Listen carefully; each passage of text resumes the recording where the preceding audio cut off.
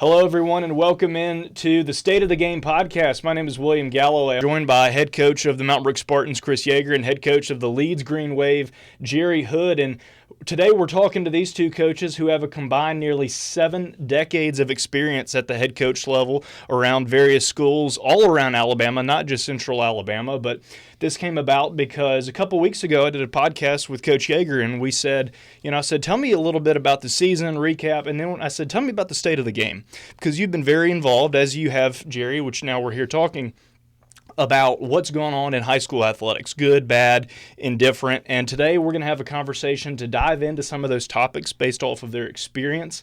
As I said, about 70 years of head coaching experience and being around the game here in Alabama. So some topics that have come up from years gone by and what's going on and what's trending. And so, Chris, good to have you. Jerry, good to have you as well. Thank you. Thank you for having us. William. Thank you for having us. All right, so Chris, we'll start with you. You are on the district committee representing, I believe, District 5 in Alabama, in greater Birmingham area.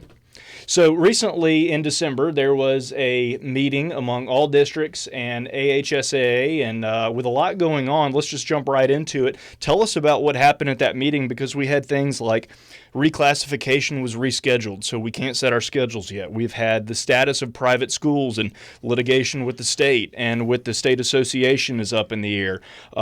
This was all addressed at the AHSAA football committee meeting. So how do we get here, and what can you share from the happenings of that meeting? Well, the committee meeting was we have a football committee, and so every sport, has a committee, and we meet with each district being represented. We meet in Montgomery. So that's what this was. And Mr. Harmon, our executive director, Heath Harmon, shared with us that, the issue, it goes all the way back to 2013 to the Alabama Accountability Act. And in the Accountability Act, there's a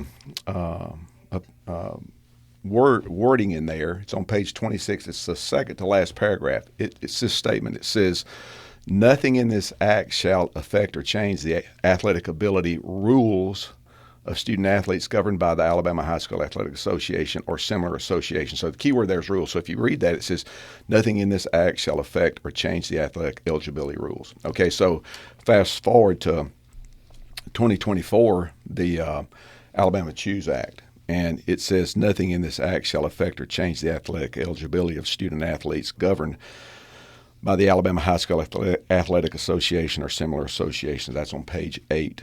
And so anyway, rules, it's been omitted, and it completely changes the meaning of it. So if you go back and you say nothing in this act shall affect or change the athletic eligibility of students without the word rules in there. And so, he informed us that this conversation started in the previous Alabama High School Athletic Association administration. It was really started before he took office, and the wording was supposed to be the same as it was in the Alabama Accountability Act. He had a press release on September the 4th, and it's on the House floor. And they're discussing this, and and they say in this video, this wording and the meaning should be the same as in the Alabama Accountability Act. And so, but it had been completely changed. Now, this bill, the Choose Act, it's a totally different bill, because the Accountability Act, which is the one that we were previously under in 2013, that is the movement or the transfer, and it's still we're going back to this word transfer. It's the transfer of students from failing schools to non-failing schools, okay? And so, a failing school was considered a school that had a D or an F. Well, that's not what this is. This is a student can transfer. Now, the requirements are that the family's got to, if you take the federal poverty level, and let's say that it's $30,000 for a family of 4. Well, they say multiply that times 3, which would be, if a family of 4, the annual gross income is I think it's $96,000, then they qualify. Now, you've got to participate in this. So as of now, it's a lot of private schools. There are 3 public schools that are participating in this. It's Mobile County, Dothan, and then just recently, Orange Beach they're participating now. But what it does, the thing that's the thing that's peculiar to me about this is that as you look at this, before you were moving from a failing school to a non-failing school. Well, now what's happening is you could be moving from a school that's a highly achieving school to a school that may not be achieving as good. So it's not as intended, right? The transfers and the movement from player to a different school is not as it is intended to provide them the highest academic experience. Yeah, and so, great point. And here's the thing, too, like when well, how do you know if it's, what's the achievement level of this school? This is one thing that's different, too. In this, like the normal public student, like if we have a student in our school, they're required to have to test annually, and those test results, those scores, go to the Alabama State Department of Education. Okay, well, we have an annual report card, and and there's an accountability. We have oversight because you're talking about tax-paying dollars, so we have oversight from all these state agencies, okay, and entities, but we also have oversight from the public. So you can look at each school and say, how are they performing? Well, the money that's going with these, it's $7,000 for each student. Okay, so the money up to $7,000. So this money that's going with these students, where let's say it's to a private school, this is what's different to me about it, and is that they are required. Anybody that participates, the schools that participate, the students are required to test once a year. Okay, but the test scores do not go to the Alabama State Department of Education. They go to the Alabama Department of Revenue. Now, what's the significance of that? If we had a student, let's say that a student was going to move classes from advanced calculus to general math, and we said, well, let's just send, how does this affect their performance? How does this affect what they're learning? Well, let's just send the test scores to the bookkeeper. We're sending it to the Alabama Department of Revenue. So to me, when I look at the CHOOSE Act, there's some issues there. Besides, that's an issue to me. And then the other thing is this. On I think it was March the 10th of 25, Arthur Orr, who's a state congressman from I think the Decatur area, there was an article, and he said that he had some issues with this bill as well. Unless this has been rectified, he said that this bill, the participating public schools, and this is another thing too, the public schools can participate. They can actually double dip. And what I mean by that is this. They can receive money from the average daily membership, what used to be called average daily attendance, which that's money that's allocated by the state for every student that we have that's in a public school. But also, you can get CHOOSE Act money. So you can get, and the state, I think I read somewhere where the state pays somewhere in the neighborhood of $7,700 for each student. And then they can also get this $7,000 that goes with the CHOOSE Act money. So when I'm looking at this, I'm going, this is the student that's living out of district that I can get to move to my district is about to be the most coveted student, because you can get $7,000. If you get 10 of those, that's $70,000. That's a teaching unit. You get 100 of those, you're talking about almost $750,000. You know what I'm sitting there going? The out of district student that can transfer to my student. I think that in the state of Alabama, we spend somewhere in the neighborhood, when you count federal dollars and everything that goes into it, it's about $15,000. When you add that $7,000 to it, you're talking about $22,000 that an out-of-district student moving to my district can get. Now, the issue of this, and I'll ask Jerry about this, when you think about this, what's going to be the impact? Like to me, the first thing is this. I don't know how in the world that athletics got roped into this conversation, because when I look at this, there are conversations outside of athletics that should be occurring. And so I'm really surprised that the things that we're talking about now, the media is bringing are the private schools in or the private schools out? Kay Ivey and our lieutenant governor, right now they've got, we've got a temporary restraining order, I think, which has caused the delay. It's caused the delay. Everything. It's a private school, public school. They're in arbitration now. But Jerry, what your thoughts on how will this affect? How does this potentially, when you're sitting there thinking about, you can move from one public school to another public school. It does not matter the level of achievement. The oversight is lowered when we're talking about private schools. has been lowered. The scrutiny from the public, the scrutiny from the state departments that we're talking about.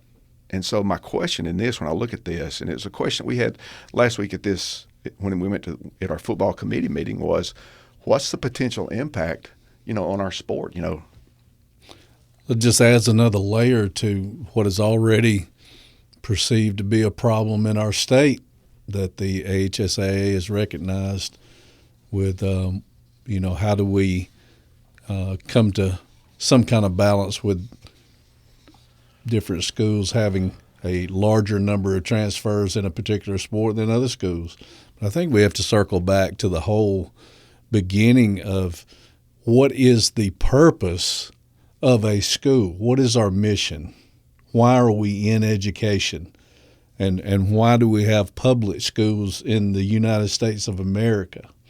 It's because we want a more learned society, and we, as a byproduct, get to influence young people, hopefully to have a much better life. That's job number one. So if you have a child, I salute you trying to get that child to the best school possible. What I think this Choose Act maybe has done is allowed outside players to come in and figure out a way to utilize that funding to get a child into a school, regardless of the academic level of the school or the academic opportunity for the child. You may have more opportunity at one school than the other. So I think everything comes back to what is really our mission in education. And then why are there rules in everything that we have in the world? Because if we follow the rules, if we stay within the rules, then it leads to organized behaviors. And that equals fairness, and that equals, opportunity for all, not just some, which was really a big problem in our country in the past. And so when you do that, you got to come from the background perspective of what is our mission and why do we have standards and rules. Now, once you establish you have standards and rules to even organize your society, then it's where are the bad players in this? If there's a problem, let's investigate the bad players in this, be it a school system taking Choose Act money and getting a little more income into their school system than they would have, or be it for something as simple as recruiting an athlete to a sport, something like that, to get that money in as well. But even more beneficial would be more success on the court, the field, whatever. So I think when we go there, you got a combination of a problem in the legislature stepping into the Alabama High School Athletics Association's, quote, country club ability to rule itself, because the AHSAA can choose its members and they are allowed to govern their members. You voluntarily are a part of the AHSAA. If we don't like the AHSAA rules, we got two options. We can try to influence it to change it. We write proposals, or we can get out of it and be in another association. So once you understand that was the criteria held up by the Supreme Court of Alabama, and I know this well. And once you understand that, it's confusing as to why there's an injunction on this as it pertains to athletics, because I would assume that the Choose Act was to allow parents to make decisions about their child's education. So now we have this issue. Why would it even matter if a child had to sit out a year? If my child's getting a better education at this school than before, the state has allowed me to participate in this program and help me get there for my child. Who cares if he gets to play for 1 year or she gets to play for 1 year if it's a better academic opportunity for their entire life? So, it's a strange place to be this time. The one thing I was thinking about too is, all right, so think about this, the Alabama Accountability Act, for 11 years, there was nothing said about it. The state said, okay, and this is where the issue is. The state said, if you receive this money, they count it as financial aid. And the bottom line is, right, if you transfer and you receive this aid, you're ineligible for 1 year. Okay, so for 11 years, that was an acceptable practice in the state of Alabama. So now precedent. It was precedent, and so one of the things that the association said, the Alabama High School Athletic Association said was, just like you said, okay, our membership is voluntary, our membership sets the rules, and our job is just to enforce it, But the question to me would be, all right, and I get it. All right, so when you look at it, the reality is, when you look at a failing school, it's probably coming from an area that's in a poverty, a poverty school. A lot of times, some of the underachieving schools have been, and that need funds, that need funds and they need help and stuff. And so when you look at that was an acceptable practice. Well, now the transfers, it's not tied to achievement. It's just preference, and participation. The other thing, too, is, like right now, there is a financial piece that's tied to it. In other words, if you're three times the federal poverty level, then you qualify for this. Okay, that's going to be removed in 2027. So think about that. Anybody can do it. Unlimited. It's unlimited. I want to go back to something that you guys have talked about. We'll call it the T word, transfer.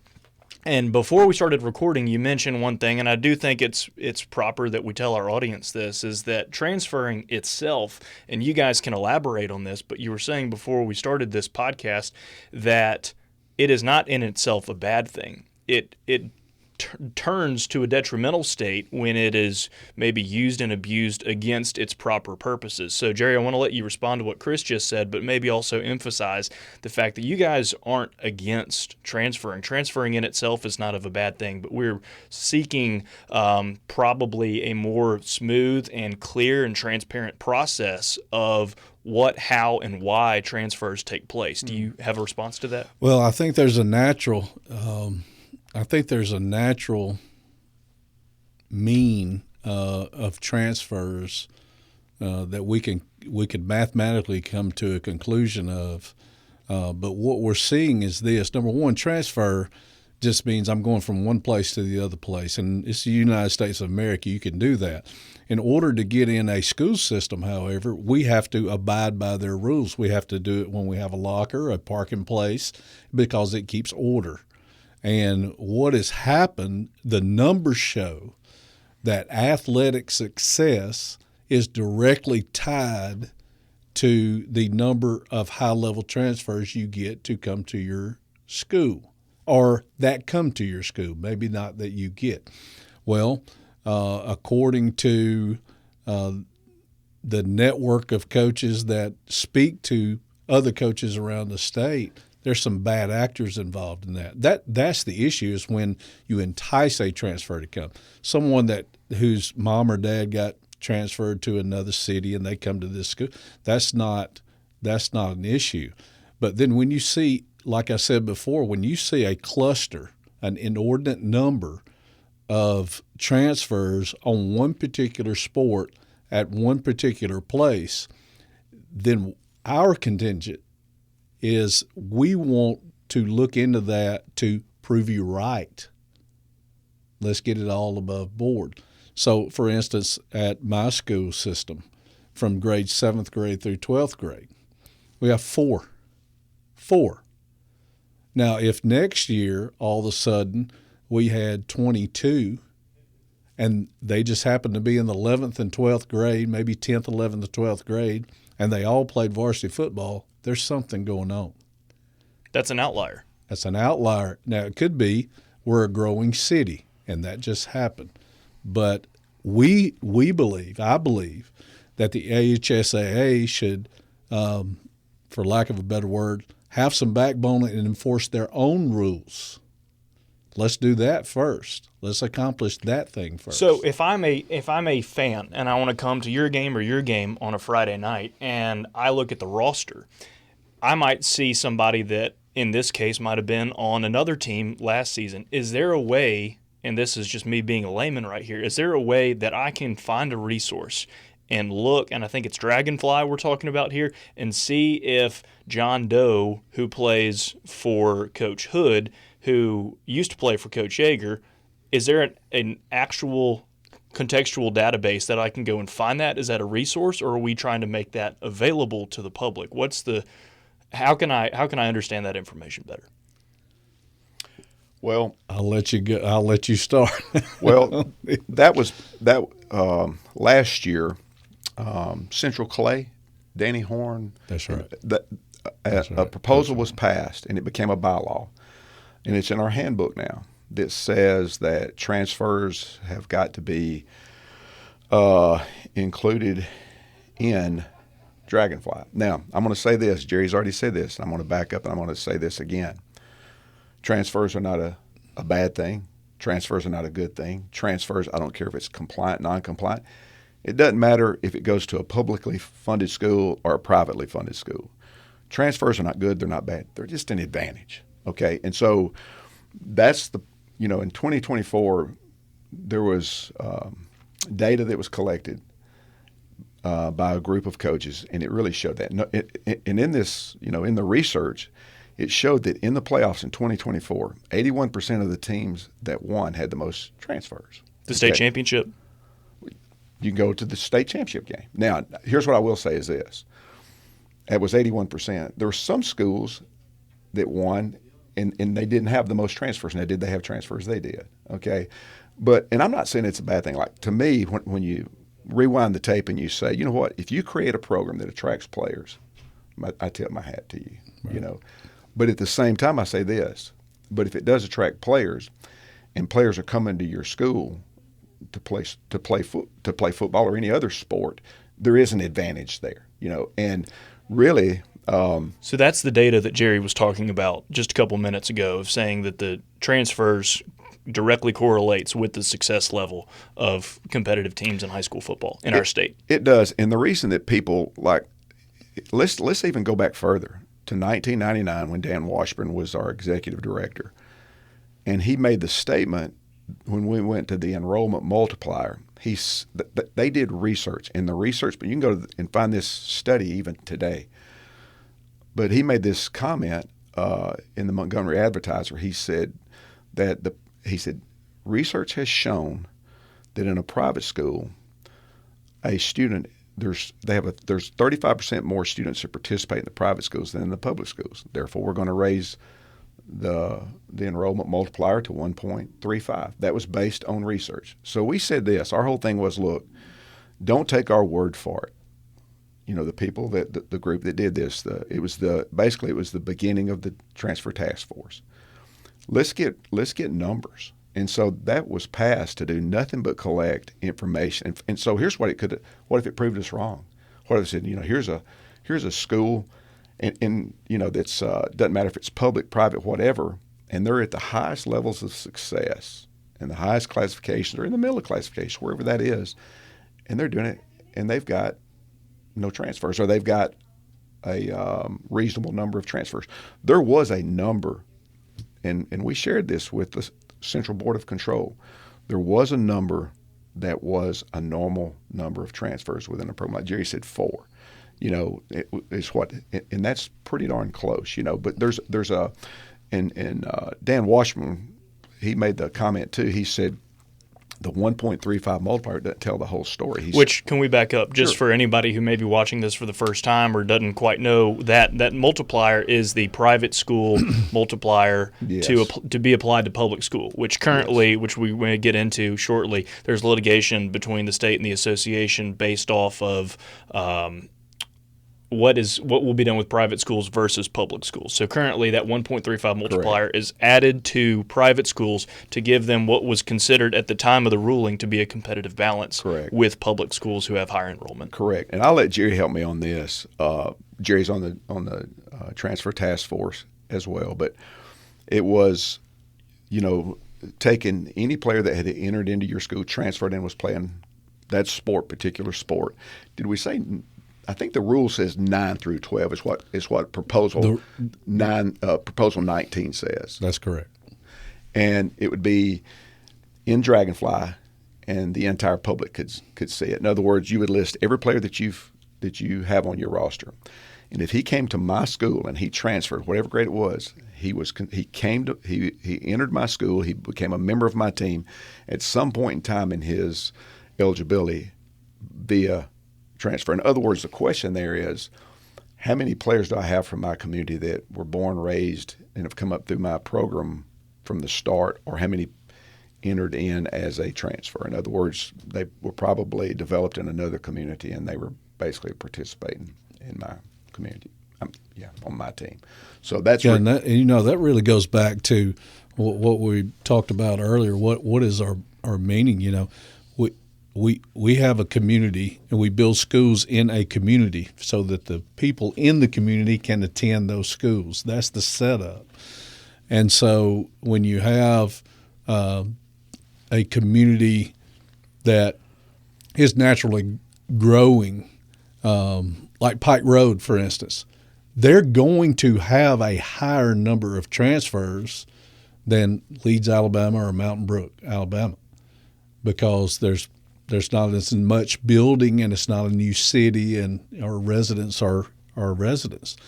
The problem comes in when that number gets to a certain point, and it was very clear on the data.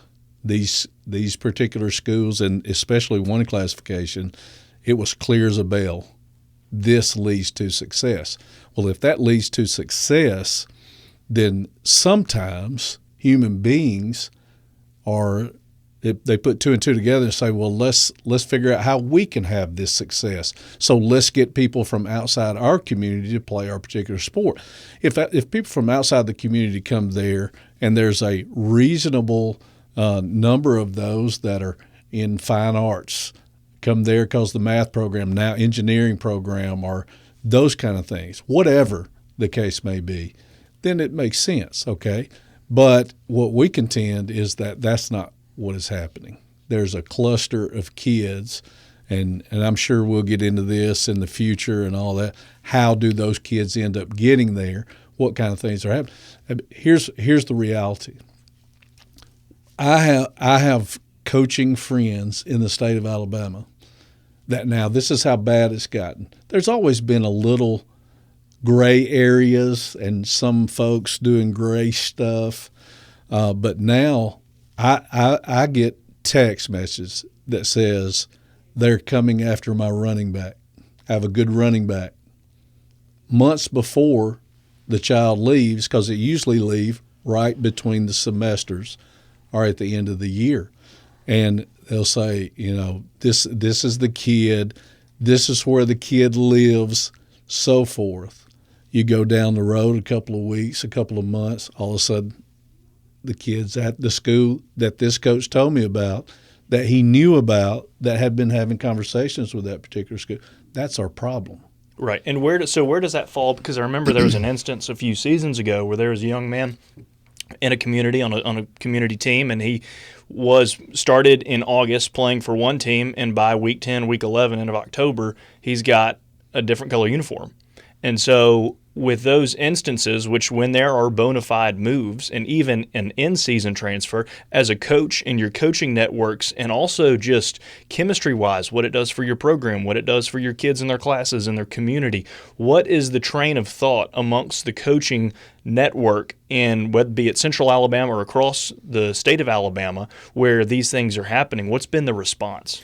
Well, I'm going to answer that, and I want to come back to something that Jerry said. And I want to speak a little bit about a couple of things. One is the coaching community. Okay, so there are coaches in this profession. There is a level of success that's expected that if you do not achieve that, then you will not be employed. Okay, and it's different from one community to another. Now, this is what's changed to me, and you can jump in on this if you'd like, but to me, this is what's changed. Not long after the season had ended, I got a phone call from an administrator about a coach that I was acquainted that I was acquainted with, and we had worked together at one point. And so they were asking about this coach as a potential candidate for their head coaching position. So we get into the conversation, and let me just say this. This coach would be one of the best coaches I've ever been around about developing players from the day that they walk into your program until the day they walk across the stage, and then keeping up with them even thereafter. I mean, he was a master at connecting with young people, and like I said, player development.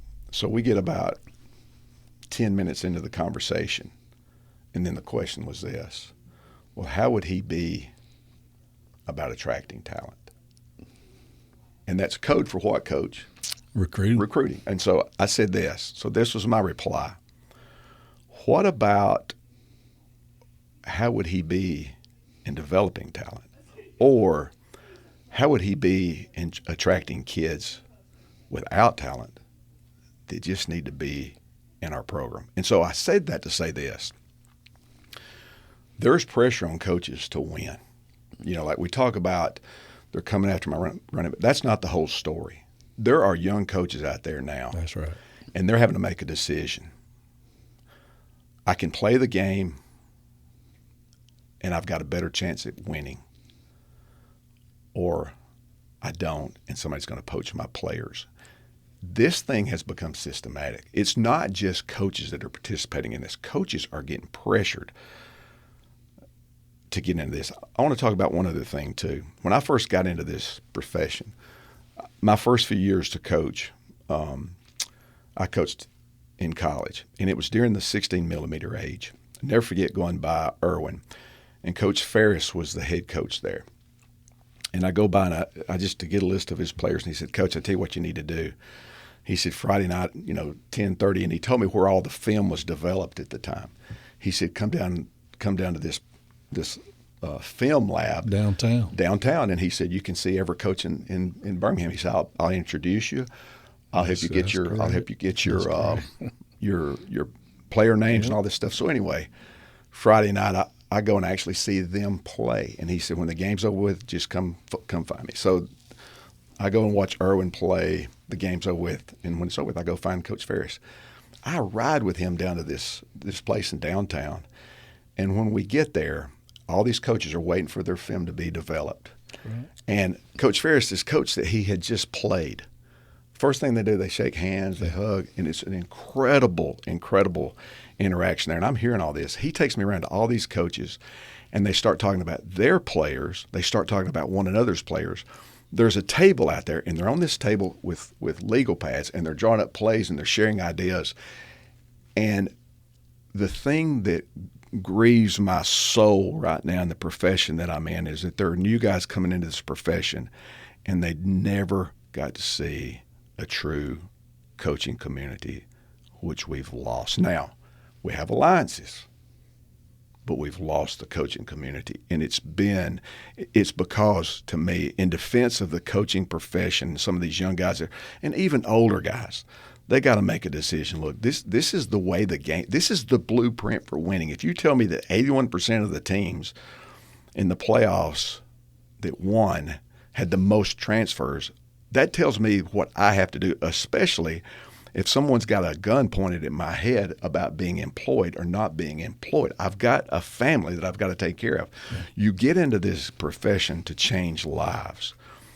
And, at one time, when I remember the coaching community, you'd get in games, and if a game got out of hand, you'd protect the other guy and keep it within a couple, 2 or 3 scores. Yep. Those things, you would never try to humiliate a coach by anything that you said or you did. And there's so many guys that are in this profession now, they'll never get to see that. I would counter that too and tell you there are a lot of great ones in the profession still, and there are a lot of those people that are bought into the mission statement of their school and that want to play their part in their school. They just happen to be the football coach or the volleyball coach or cheerleading sponsor or whatever. And they feel these exact same ways but do not have the years enough in that if it all went bad, you and I have coached for 30-plus years, our retirement is secure. That's just the fact of the matter. So it doesn't bother me to speak out. I can remember in the 90s, 2000s, late 90s, 2000s, I got my first head coaching job in 2004 at Oak Mountain, and we had some teams in our region that probably were up to some shenanigans, and unless you caught them at the scene of the crime, you weren't going to turn it into the HSAA because you felt like nothing would be even heard, and it was up to you to provide all the information and all that. And even then, I had one coach tell me he coached 44 years in the state of Alabama, and his grandkids played for us at Leeds. They're Leeds people, and he's their grandfather. And he told me the only time I ever had to turn someone in, he said by the end of it, I felt like I was the victim from the HSA. And that's a sad state of affairs. And I'm not blaming the current administration down there or anybody. I'm just trying to raise that issue. There are a lot more of us that are just in it to do well. I tell coaches we play all the time.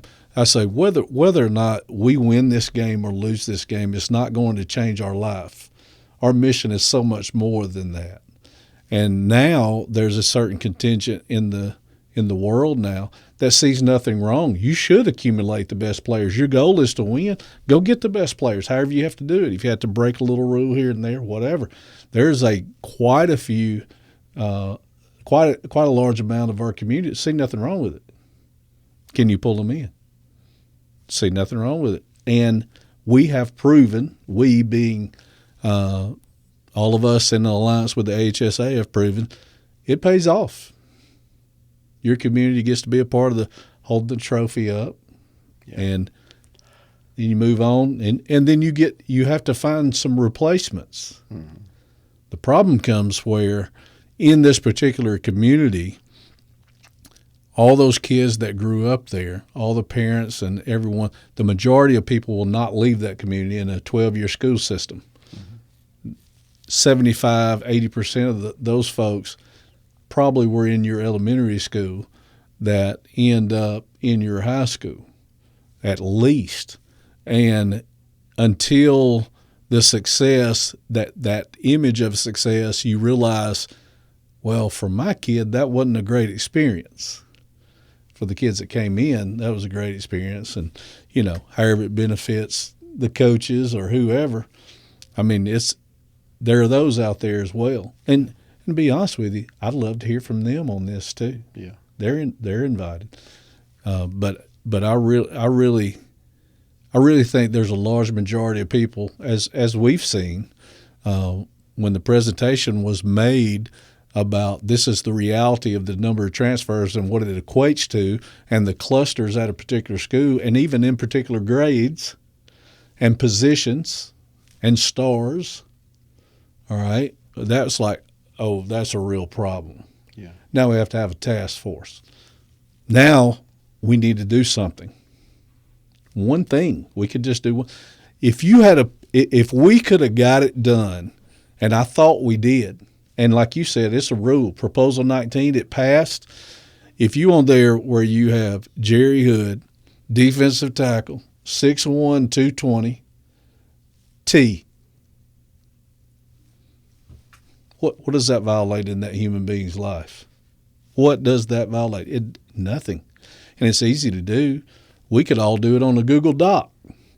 So we went through this process of, first, we need everyone that transferred into your school in the last 365 days. Well, that doesn't paint the picture. Then it was just going to be for whatever grade. Now we got it all the way from – the information is there from 7th grade through 12th grade. We had to turn that in at Leeds this year. You had to do it at Mountain Brook. It's there. I can't even see it. Yeah.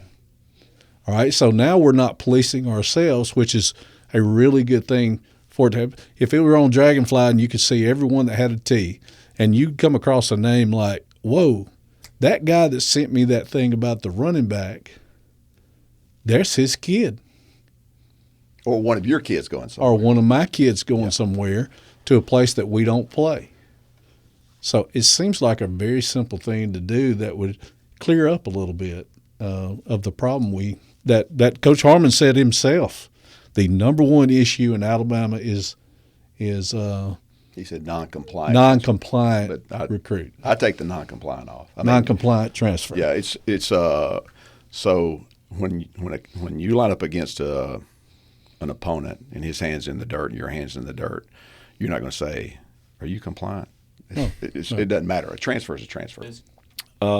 Going back to what we originally started talking about, that our governor right now is in arbitration with our athletic association, and so the word there is rules. And so this is what in Heath Harmon, our executive director, he released a statement, and it's why that word rules really matters. And he said this.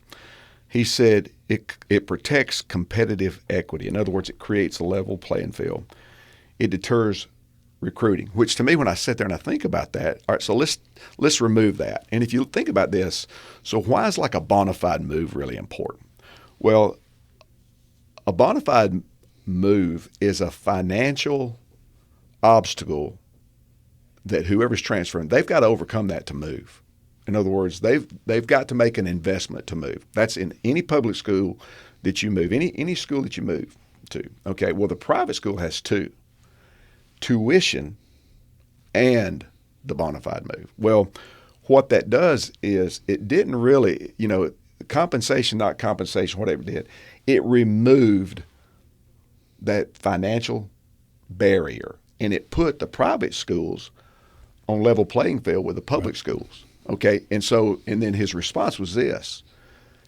His interpretation of that is it increases the likelihood that people will be recruited.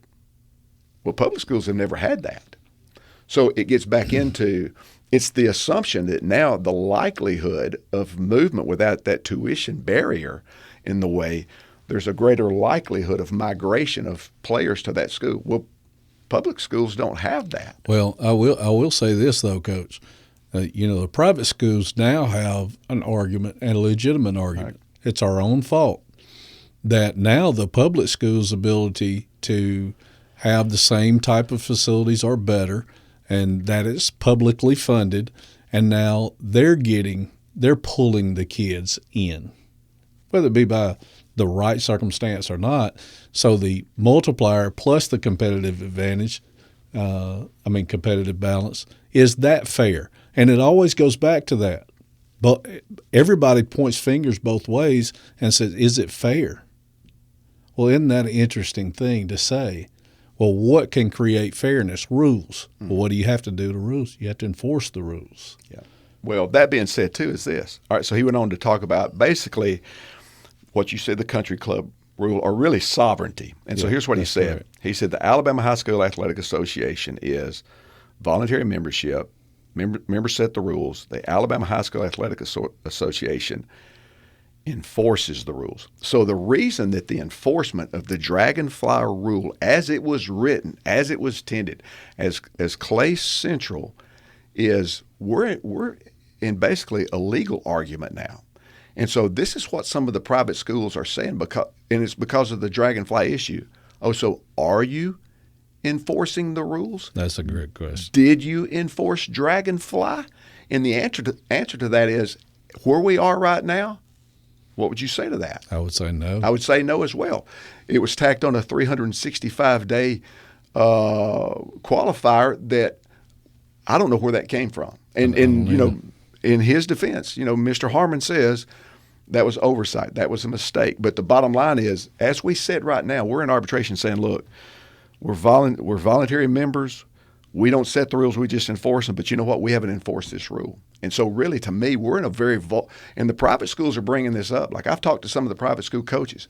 Until we enforce this. That's correct. We are in a very, very vulnerable situation as an association with this not being enforced. And I'll tell you this, I too have great friends, have worked at a private school, and they do not want to, en masse, leave the AHSAA. They love the competition, especially if you're a bigger private school. They love the competition. It's the best you could get. There's some inequities at the size of private schools if you were to pull them out.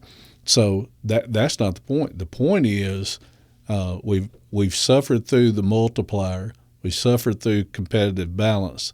And I'm looking over and it's like, okay, well, the public schools now have these same opportunities that we were perceived to have. So the argument goes both ways. The bottom line, it comes back to if a rule is created and passed by the membership and it is on the books, it is your duty, if you're in the Alabama High School Athletic Association, to enforce that. And then, so we look back, just like I was telling you about some texts we would receive or phone calls we would receive.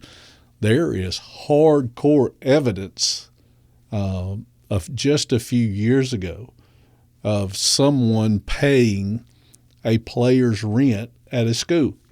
I'm talking about hardcore. Well, I remember being a younger coach, and if Coach Washburn called our head coach when I was very young, it was like, this is serious business, and action would be taken.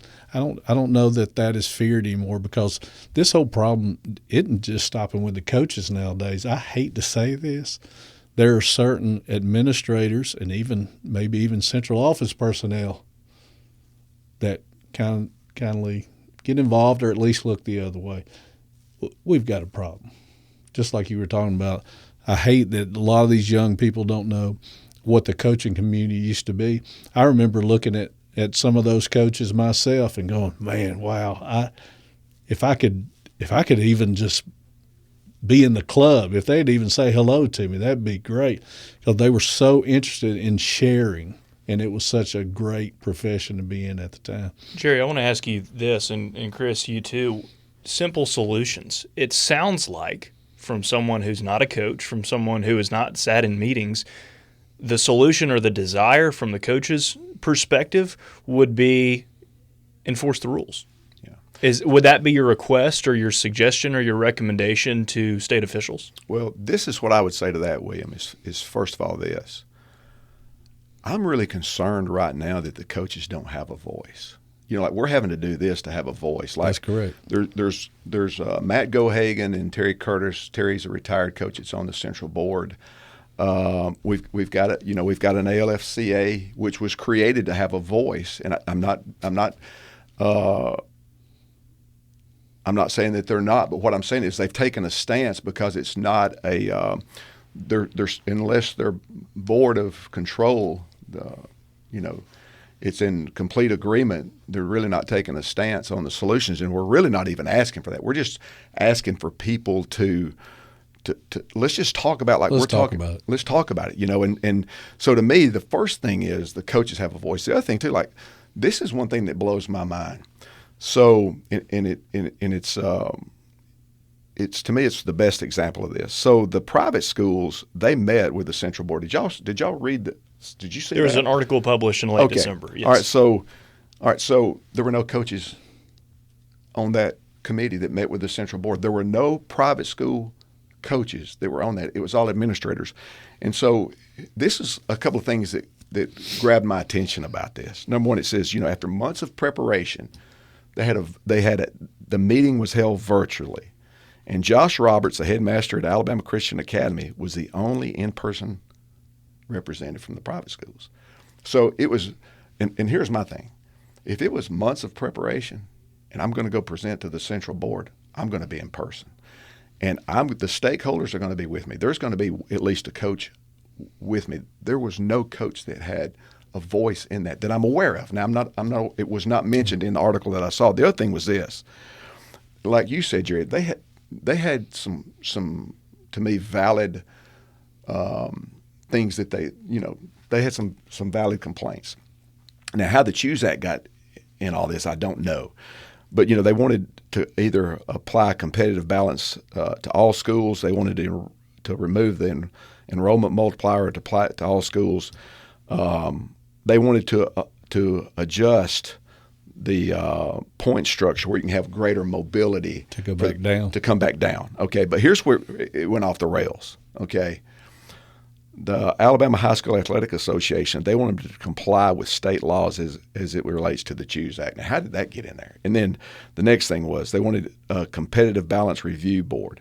They wanted to remove eligibility penalties tied to financial assistance determined by third parties. They wanted a policy that allows scheduling of the AISA schools. That's like, to me, like, I'm married, but I want to date somebody else. That's like, and I'm looking at this laundry list, and none of this is going to create a level playing field.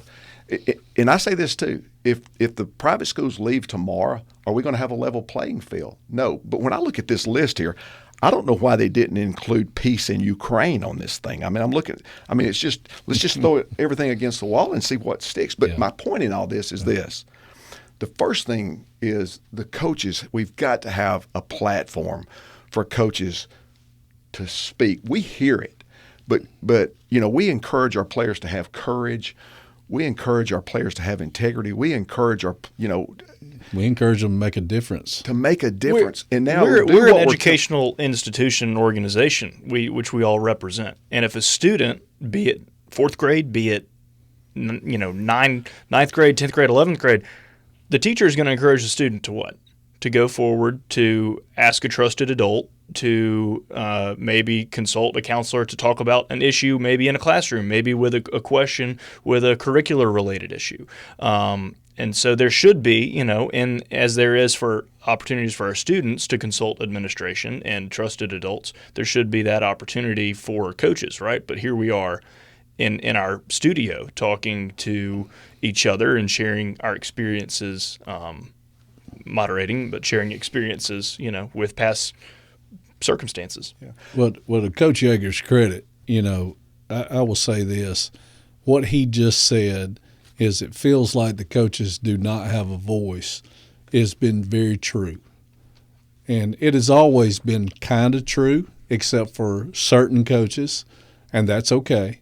We can all go to our district meeting and get ourselves nominated for being on this committee or that committee. And we've both been lucky enough to be a part of a lot of things that HSAA did. The fact of the matter is that even when you are involved on a committee or those kind of things, when you are heard, it is summarized in a this is what we heard you say, but that's the end of it. And so at some point you just get tired of that. If you are about fair play. If you're not about fair play, then take that part out, do away with the rules, and we'll all compete for kids like the colleges are doing.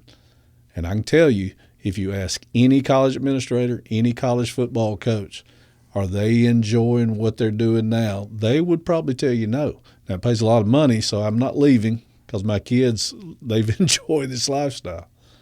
All right, so we'll go back to having the rules that we have in place enforced. That's the number one thing. And enforce fairly. I would say this too. Sometimes it appears that a school we will read a school self-reported, and this school is taken out of the playoffs or taken off this, or this kid is suspended or whatever. It always seems to be a smaller school. Now, I just wonder why that is. We're doing this to discuss these issues. We're not pointing fingers at anybody. And these opportunities to talk will lead to some kind of consensus of there's enough pressure that this is an issue, which Coach Harmon said, it's the number one thing he heard, it's the number one thing I'm going to do. It'll take time. But I'm just like, let's just do one thing first to make a little bit of difference, at least to put a warning sign out there. If you're walking the edge, be careful. Yeah. You were talking about, Mr. Harmon told us in the first meeting, in the first transfer task force meeting, he said, I will be evaluated based on results, performance. we didn't, and he's an incredible guy. He's a great guy. I've loved every conversation I've had with him. We didn't bring him here because he's a great guy, And to be honest with you, we can continue to move slow, but right now it feels like you're on a tractor chasing a motorcycle. Yeah. Mobility is an incredible, there has to be, like right now, what's the solution? I think number one, the coaches need a voice. We need wise, courageous, decisive leadership. And to me, I don't think that the transfer issue is exclusive to the private schools, and how this thing got sidetracked and down a road that is basically taking our eyes off the ball is above and beyond me. I'm going to go back to one other thing you said too, Jerry, is this. A few years ago, I was at a JV game, and when the JV game's over with, the head coach of this program and I, it's got a successful program. We're sitting out by the stadium, and they had turned the lights off, and we're still talking. And all of a sudden, this young man and his father walked up, and this coach had come to the JV game, watched it. He introduced himself to the coach, and he said, "I'm interested in moving here."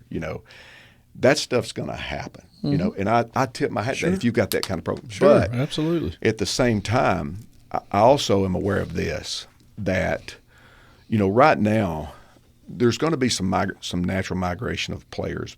A player to move, like this is one thing I think. We're in this mindset right now that when a player moves, and players are going to move to be on a successful team. I want to win championships. I want a ring. There's also value of being on a team. And you know what? You may not win every game. Matter of fact, you may be on a team that may struggle a little bit. But you know what? You're going to be able to develop, and I've had those kind of teams, and it's okay. Sure. But you're going to develop a skill set to be able to help the guys around you get through that are going to carry you far into life. The answer is, and again, I go back to the thing, it's not just coaches. It's some of the people that are surrounding the coaching community, but it's not just coaches that feel like that the championship, the trophy, is the end all be all. Yeah. Well, there is great satisfaction to take. Like us, for instance, at Leeds, 2 years ago we were in the semifinals. And last year we end up in the first round, losing in the first round. We're 6-5. And I will tell you that those kids on that team both put their heart and soul into that. And that in itself is a worthy cause that will pay dividends for their lives. So that makes it a worthwhile part of an academic institution at that age for those period of years. I think that's what we've lost.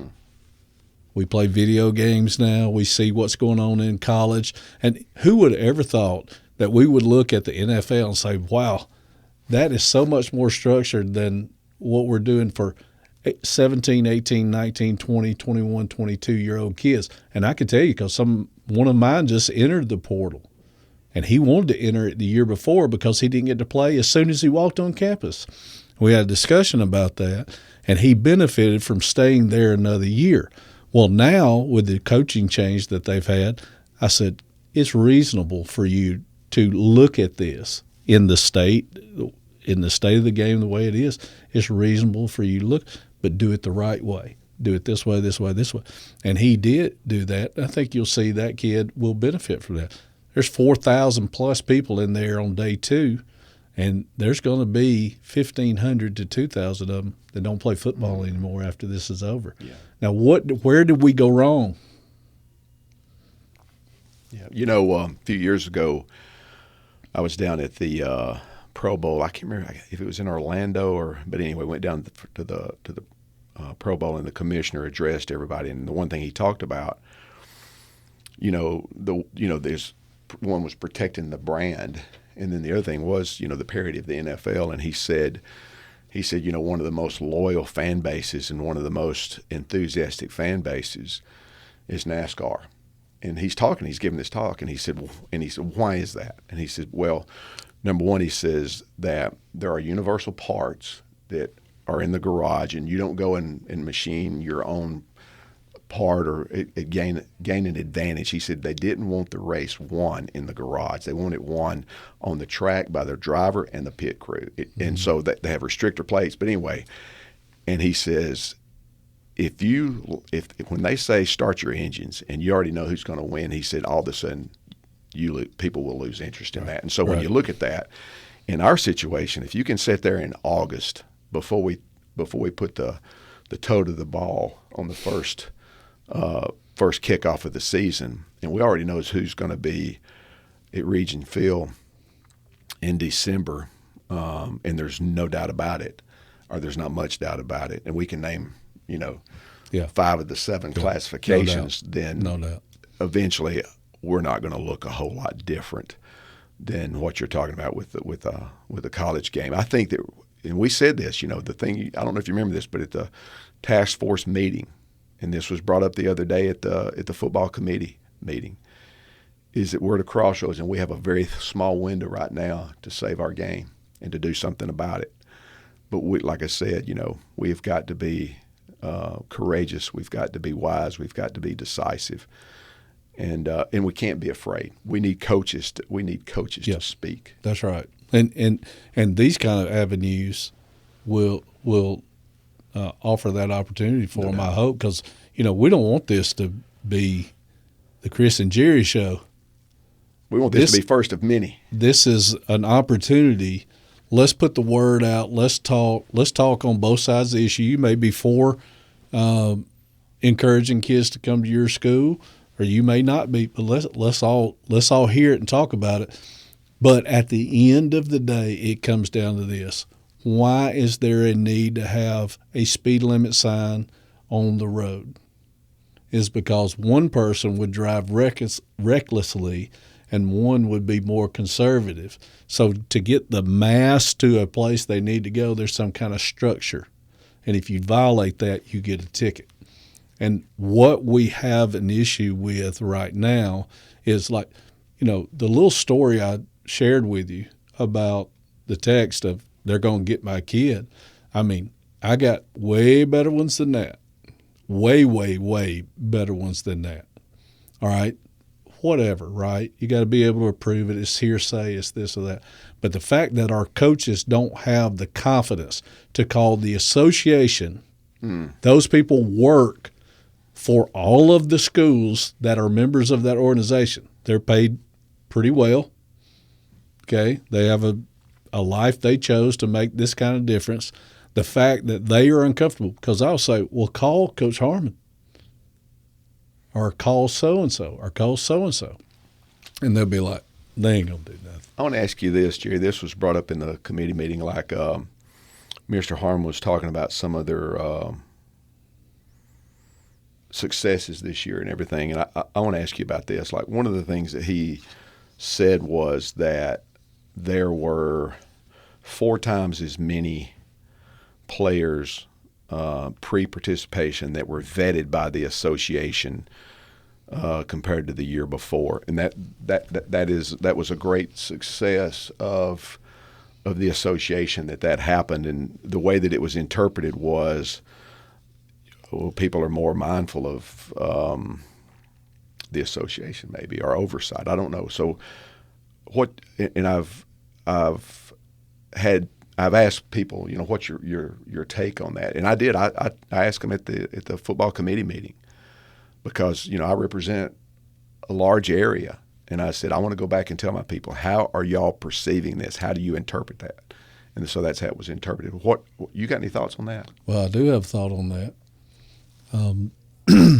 I'm not the athletic director at Leeds, but our athletic director, Lee Gibson, explained to me what the visit from the not the investigator, the auditor was like.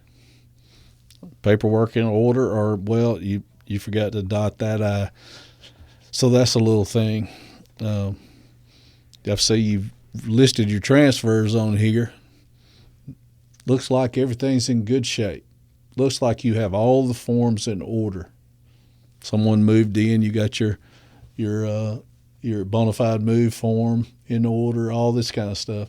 It just kind of ends right there. So I checked that school off the list. Maybe even while saying, hey, we hear some other schools might have some issues, and it's just a It's not thorough as it can be. You know, when we were in the transfer task force, the last meeting, which was the second meeting, and we've had two meetings. In the first meeting, it occurred to me that we are trying to solve the entire world's problems in a 5-6 hour session. And so the second meeting, Coach Harmon he is a really good administrator of having a meeting, getting on point. He kept us on point, had a summary, and once the summary come out, it was like, these are the things we want to do over the next how many ever years. So the second meeting, if we could accomplish one thing coming out of this task force, you put the power of the HSA behind the task force. You said, we are having this. The Central Board of Control saw the issue and said, we immediately need this task force, and it was developed. And the second one, it felt like if we could just get the one thing done, we would show coaches and give them confidence to now start speaking, start putting out their point of view. If you put all that on there, and some coach down in South Alabama does a little search of some kids that maybe left his thing, wow, they ended up at whatever. Well, I saw his daddy here the other day. Well, that's a little bit of self-policing, and that's not a bad thing. But for whatever reason that didn't happen, and I'm sure there are legitimate reasons. But enough is enough. It's been this way for my entire career. So unless it's a clear cut and a smoking gun, doesn't seem like much is going on. Well, let me ask you this. Let's talk about where a school requests them to come in and look at a specific individual. Like, that was my understanding of what the vetting of a particular player. In other words, we have this player, he moved in, we're not going to play him until he is cleared by you guys. Does that make sense? Well, that's what we thought. That is not the case. If you have the information necessary and your principal signs off, this kid is living here, we have done our due diligence. The principal is the end all in their communications with the AHSAA, not the coach. The coach can't turn anybody in. Mm-hmm. That's not allowed. Right. The principal has to sign off on it and has to make the request official in writing. Mm-hmm. I'll give you a for instance. We're in a state playoff game. We have an issue with the school we're playing, and I talked to some folks at the AHSAA. They said, well, this is the legitimate way to go about it. Our principal calls down the AHSAA, and this issue wasn't a huge issue. It was just it was a violation, but it wasn't going to be a forfeit or a suspension violation. It was going to be a violation. And that we never heard a word back as to what action was taken. Yeah. Not one word. We know action was taken because the principal of the other school lost his mind and called our principal and said, I can't believe you turned us in. Those kind of things. What action was taken? Shouldn't a report be somewhere? Shouldn't it just be common decency? Yeah. So we just have some real things that I think we could easily improve on and make a big difference. Again, let's be clear. We're not talking about transferring being a bad thing. It's not a bad thing. It's not a bad thing if you transfer jobs from here to there. Yeah. Okay? As you're not doing either place a disservice. When we see the clusters, it warrants I think it's incumbent upon the HSA to prove that those clusters are correct because those clusters happen to be winning the state championship. In other words, why have a 123-pound weight class in wrestling? Just let the 270 guy beat him and he'll win the state championship. Well, it's because that makes sense. The rules make it so that everybody is on a fair level playing field. That's all we're saying, and it's in the HSA mission statement. There was an interview on TV of Donnie Chastain. He coached at Geneva years ago. I think I can't remember, 2014, 15. But anyway, his lineman used to come to my camp. Great guy. Good, I thought he was a very, very good coach too. But anyway, it was on that AP TV, the Capital Journal. But anyway, they were interviewing him. And he said years ago, when the NIL, the transfer portal, came up, Mr.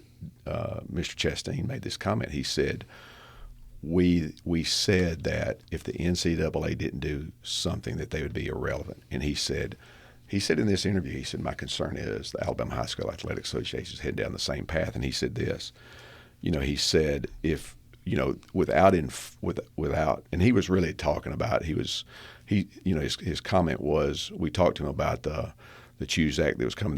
They've known that it's coming for 2 years, and he was a little bit off topic from what we're saying. But the thing that when I heard that is if we're not doing exactly what you said, let's just find one thing and do it really, really well, But, the hedgehog principle, let's do it and let's do it really, really good. But if not, then our association, my concern is our association will be, and also the ALFCA, all of the people that represent us, they'll be ceremonial in nature. They'll only give out achievement awards and state championship trophies and coach of the year awards. And if that's all, we don't need that. We need, like we said before, a voice, but we need to get good, at something. And I just don't want those organizations, because they're dear to my heart, because of the heart of our association. I want them to be more than ceremonial. Well, I think anytime you look across the field, our court or whatever place you happen to be, you look across the way and you see a bunch of human beings on that side, kids that grew up in that community versus kids in our community in a competition. And you think about all those people that work 8 to 3 teaching school or doing whatever their job title is, and then they come out and spend this time coaching kids. And I would say the money has improved over the years, but if you really break it down per hour, it's a calling. It really is a calling.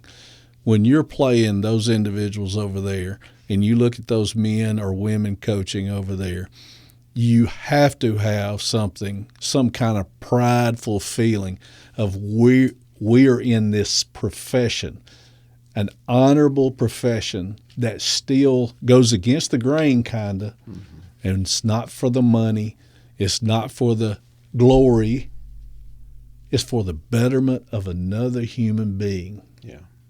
And to be dismissive of that in actions and deeds is very discouraging. I'm not saying anybody's done anything wrong. I'm just saying I feel that based on the conversations of people that get in touch with us that share how they are feeling or things that are happening, but are afraid to tell anyone outside of our little group. Yeah, it's almost like, when we first started this conversation, and it was like, look, before you guys say one word, know what you're getting into, And so the thing was, because we know what's out there, and because we've heard from the last time, and we were warned a year ago before we started down this path, just know that there's going to be resistance. But, and our reply was, okay, we've got two choices.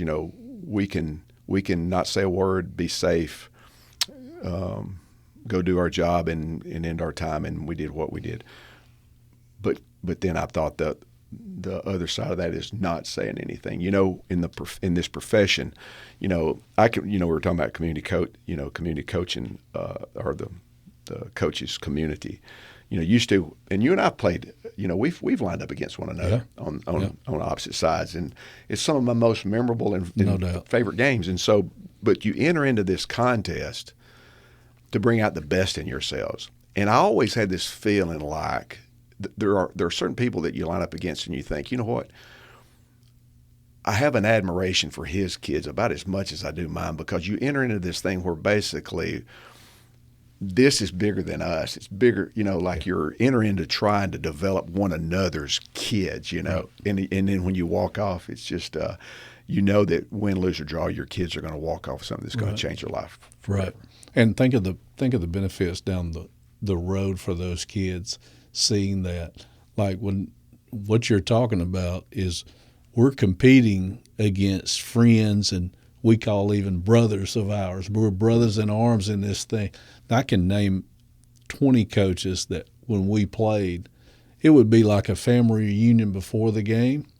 We'd do what we did during the game, and after the game, it was like, man, it's so good to see. I play people sometimes just so I can see my friends. Same here. Absolutely. All right, so it sounds like as we kind of wrap things up here, we'll ask you both for a final comment, but kind of some three big takeaways that I'm writing down, and all of our viewers and listeners hopefully have acknowledged this as well. But we're seeking a level playing field is one aspect. We're seeking amplified coaches' voices, and really also, as we just kind of talked about, that longing for reunification amongst the coaching community or an expanded circle of an alliance, because people may pick a side, and people have various levels of experience.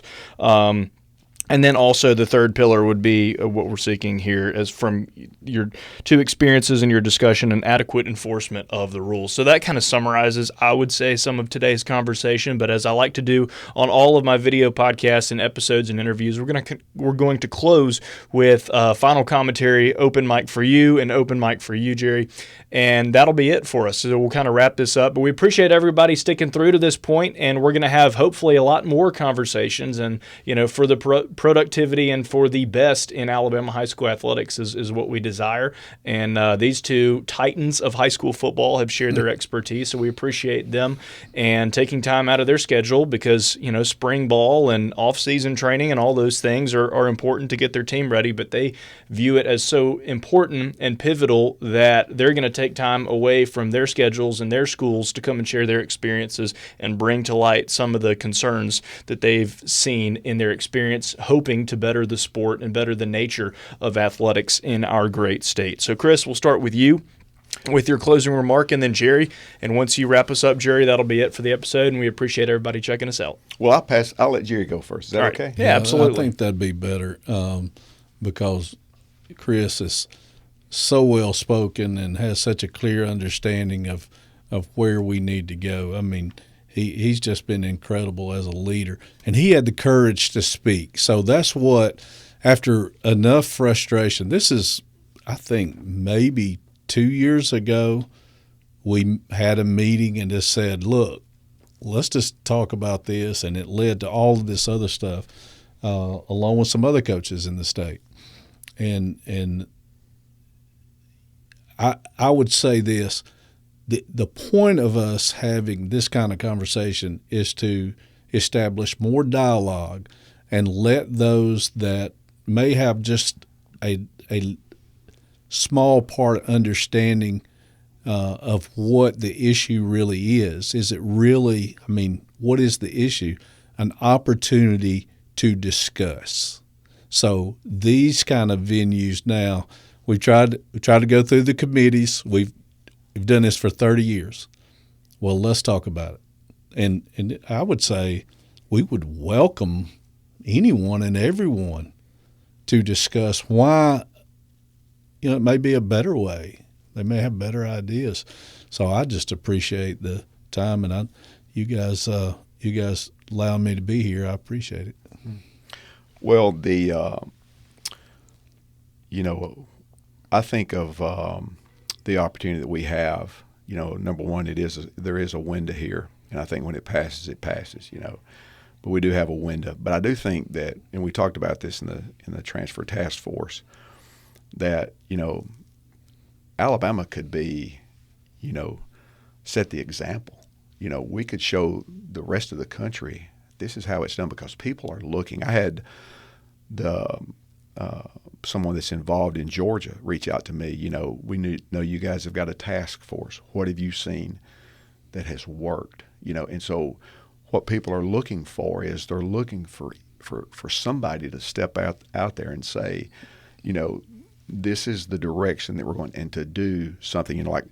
One thing that Georgia has done is, they've got a one-time transfer rule, and people have talked about that here in Alabama. But a transfer is a transfer. You got to meet all the rules. You've got to, a transfer is a transfer. There's been a lot of things thrown out there, but to me, I think that we have an incredible opportunity in our state to be an example, to show courageous leadership.